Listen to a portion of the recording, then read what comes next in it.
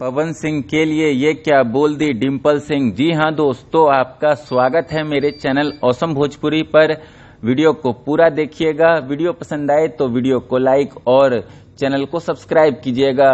दोस्तों, डिम्पल सिंह का stage show का एक रील बहुत ही ज्यादा वायरल हो रहा है सोशल मीडिया पर, जिसमें डिम्पल सिंह पवन सिंह के लिए बोल रही है कि एक बात मैं बोलना चाहूंगी, पवन जी को यहाँ पर है नहीं वो, फिर भी मैं बोलना चाहूंगी कि आज जो कुछ भी हूं मैं आज यहाँ पर खड़ी हूं तो मैं पवन जी के वजह से खड़ी हूं और आजीवन मैं उस इंसान का इज्जत करूंगी।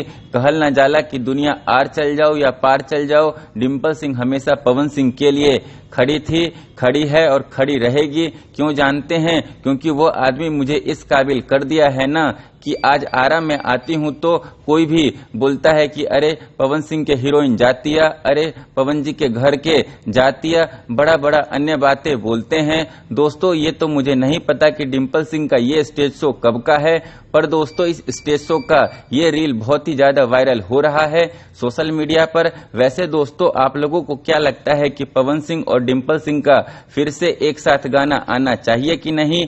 कमेंट करके जरूर बताइएगा।